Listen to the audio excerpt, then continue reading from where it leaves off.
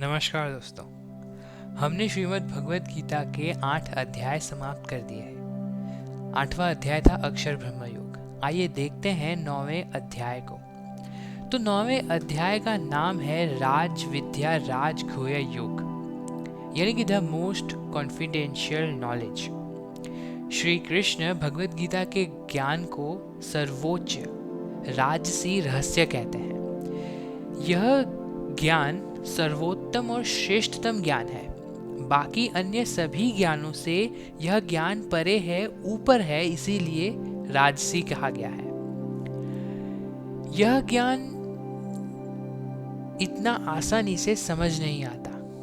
आत्मा का ज्ञान सभी के लिए अज्ञात है, यानी कि एक रहस्य की तरह समझ सकते हैं। आत्मा इतनी गहन और सूक्ष्म है कि ये ज्यादातर लोगों की समझ से परे है। फिर भी आत्मा का ज्ञान पूरे ब्रह्मांड में फैला हुआ है और अपनी महिमा से भी, अपनी प्राचीन महिमा से भी कई दूर दूर तक फैला हुआ है, परे है।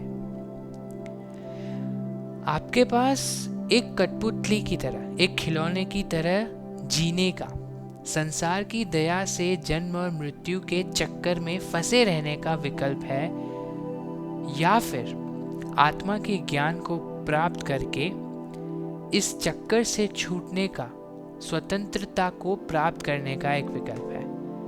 हमेशा के लिए जन्म मृत्यु के चक्कर से निकलने का एक विकल्प है। जो महात्मा है, महान आत्माएं हैं जो ईश्वर में स्थिर होकर ईश्वर की एक निष्ठ आराधना करते हैं।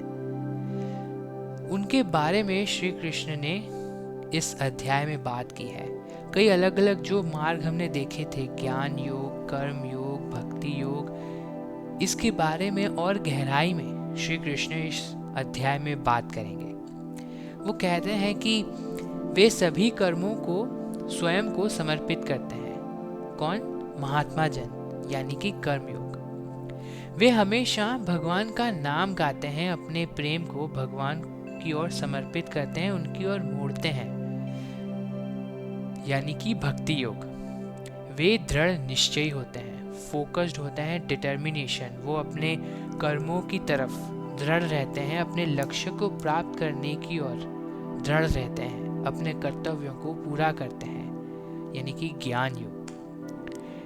वे सत्य के साथ हमेशा रहते हैं, अपने दिल में, अपने दिमाग में सत्य को हमेशा रखते हैं, उसका साथ नहीं छोड़ते।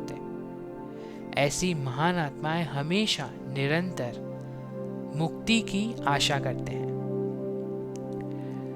श्री कृष्ण आगे कहते हैं कि वे सभी लोगों को स्वीकार करते हैं, वो चाहे दुष्ट हो, चाहे वो राजसिक हो या तामसिक हो। राजसिक यानी कि भावुक, तामसिक यानी कि सुस्त, कोई भी प्रकार के लोग हों, वे सभी को स्वीकार करते हैं और उन्हें मुक्ति प्रदान करते हैं। कोई भी अयोग्य नहीं, बशर्ते कि वह सही मार्ग चुने। सभी के पास सर्वोच्च लक्ष्य को प्राप्त करने का विकल्प है, बस उसकी ओर चलना है, सही राह पर चलना है। कैसे? मन को शांत रख के, ईश्वर को मन में बसाकर, अपने कर्मों को, कर्तव्यों को पूरी निष्ठा के साथ, लगन के साथ पूरा करके, सारे कर्मों को, कर्तव्यों को निभाकर आगे बढ़ते रहना है, आत्मा का ज्ञान प्राप्त करते रहना है। तो इसी तरह जो हमने कई योगों के बारे में देखा कि किस तरह मोक्ष का लक्ष्य रखकर हमें किस रास्ते पर चलना है, इन सभी पर श्री कृष्ण और गहराई में बात करेंगे। तो मिलते हैं अध्याय 9वें के पहले श्लोक में अगले वीडियो में। तब तक के लिए जय श्री कृष्ण।